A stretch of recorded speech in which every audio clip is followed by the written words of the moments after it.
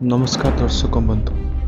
आज आम जानिबा ओडिशार बरपुत्र, ओडिया माटीर पुओ, टॉल मैन, भूमिपुत्र, आकाशर झड़र इगल विजु पट्टनायकर अमर जीवन विषय। 1916 मसीहा मार्च 5 तारिख में कटकर तुलसीपुर ठारे विजयानंद पट्टनायकर जन्म होता। तांको पिता लक्ष्मीनारायण पट्टनायक और माता आशालता पट्टनायक थे। कटकर रेभेन्सा कॉलेज शिक्षा समापन करने पर विमान उड़ान प्रति दुर्बलता तांको दिल्लीर एरोनॉटिकल ट्रेनिंग शिक्षानुष्ठान को टाणी नहीं। सेठारे प्रशिक्षण नहीं से जड़े दक्ष पायलट भाव उभारे। 1947 मसीह इंडोनेशिया स्वाधीनता संग्राम चली बेले डच बाहिनी सेठाकार नेता गृहबंदी कर रखिते। तत्कालीन प्रधानमंत्री जवाहरलाल नेहरू को अनुरोध क्रमे बिजुबाबू निजर डाकोटा विमान धरी जाकार्ता अभिमुखे उड़ीते। डच सेना तांको विमान खसाई देवार धमक देते। बिजुबाबू निर्भीक भाव कहते, जदि मो विमान को गुली करा जाए तेज भारतीय आकाश दे उड़ुवा प्रतिटी डच विमान को खसाई दिया। से इंडोनेशियार नेता सुल्तान शहरियर एवं मोहम्मद हाट्टा को सुरक्षित भाव उद्धार कर दिल्ली आनी। यही असाधारण वीरत्व पाई तांको इंडोनेशियार सर्वोच्च सम्मान भूमिपुत्र प्रदान कर जायथिला। 1947 अक्टोबर पाकिस्तान आक्रमणकारी कबलरू काश्मीर रक्षा करिबारे बिजुबाबू भूमिका थिला अन्यान्य। से निज विमान रे सिख रेजिमेंटर सैनिक मानकु श्रीनगर विमान बंदर ओह्लाइथिले। जदि सही दिन बिजुबाबू सेठार सैनिक पहुंचाई नथांते तेबे बोध हुए काश्मीर आज भारतर अंश होई नथांता। बिजुबाबू नेहरू अति विश्वस्त सहयोगी थे। नेहरू निर्देश से अनेक विदेशी मिशन मध्य सफल करथिले। बिजुबाबू नेताजी आदर्श अनुप्राणित थे। द्वितीय विश्वयुद्ध समय ब्रिटिश आखिरी धूली दे से गुप्तरे नेताजी संग्रामी को विभिन्न स्थान में पहुंचाइबार साहाय्य करुथिले। बिजु पट्टनायक केवल पायलट नथिले, से जड़े दूरदर्शी जननायक। तांकरी चेष्टार ओडिशार अनेक विकासमूलक कार्य होइछि।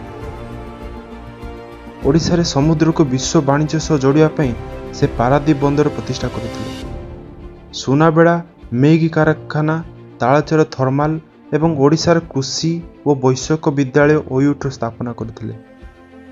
विश्वस्तर विज्ञान प्रचार प्रसार से कलिंग पुरस्कार प्रथम स्थापना करथिले।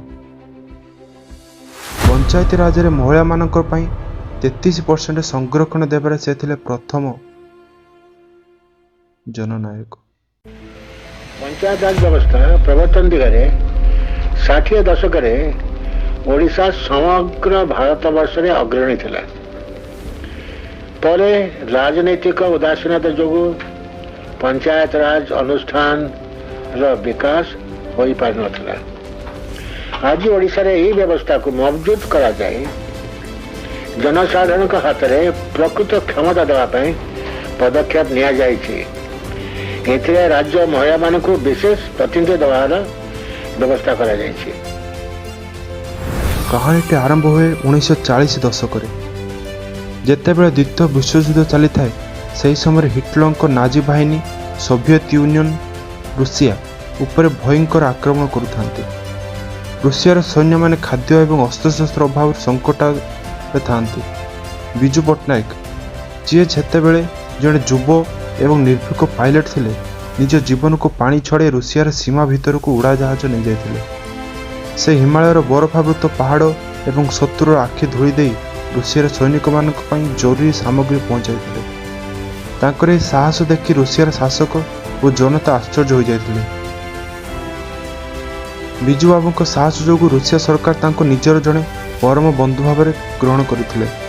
जेतेबेले सोवियत यूनियन नेता माने भारत आसुथिले सेमाने प्रथम बिजुबाबू को खोजुथिले। बिजुबाबू अनेक थर रूसियार गस्त करथिले एवं सेठे तांको राष्ट्र मुख्यଙ୍କ भली सम्मान दिया जाइथिला। बिजुबाबू जेतेबेले ओडिशार मुख्यमंत्री थिले से रूसिया सहित निजर बंधुता को ओडिशार विकास पई व्यवहार करथिले। से कोरापुटर सुनाबेड़ा ठारे रूसिया सहयोग विमान इंजिन कारखानार प्रतिष्ठा हैला।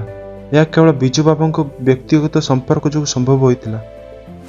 ଏପରେ ପାରାଦୀପ ବନ୍ଦର ନିର୍ମାଣ ସଭାରେ ମଧ୍ୟ ସୋଭିଏତ ଇଞ୍ଜିନିୟରମାନେ ବହୁତ ସାହାଯ୍ୟ କରିଥିଲେ। ଶେଷ ବିଦାୟ ସମୟରେ ବିଜୁ ପଟ୍ଟନାୟକଙ୍କ ପ୍ରତି ରୁଷିଆର ସମ୍ମାନ କେତେ ଥିଲା ତାହା 1997 ମସିହା ତାଙ୍କର ଦେହାନ୍ତ ସମୟରେ ଜଣାପଡ଼ିଲା। ସେହି ସମୟରେ ଭାରତୀୟ ପତାକା ସହିତ ଇଣ୍ଡୋନେସିଆ ଏବଂ ରୁଷିଆର ଜାତୀୟ ପତାକା ମଧ୍ୟ ତାଙ୍କ ପାର୍ଥିବ ଶରୀର ଉପରେ ଶୋଭା ପାଉଥିଲା। ବିଶ୍ୱ ଇତିହାସରେ ଏହା ଏକ ବିରଳ ଘଟଣା, ଯେଉଁଠାରେ ଜଣେ ବ୍ୟକ୍ତିଙ୍କୁ ଏକା ସାଙ୍ଗରେ 3ଟି ଦେଶର ରାଷ୍ଟ୍ରୀୟ ସମ୍ମାନ ମିଳିଥିଲା। ବିଜୁବାବୁ ଓଡ଼ିଆ ପାଇଁ ରୁଷିଆ ପାଇଁ କେବଳ ଜଣେ ବିଦେଶୀ ନେତା ନଥିଲେ, ସେ ଥିଲେ ଜଣେ ହିରୋ। ତାଙ୍କର ସାହସିକ ଉଡ଼ାଣ ଏବଂ ରୁଷିଆ ପ୍ରତି ଭଲ ପାଇବା ଓଡ଼ିଆ ମାଟିକୁ ବିଶ୍ୱ ଦରବାରରେ ଗୌରବାନ୍ୱିତ କରୁଥିଲା।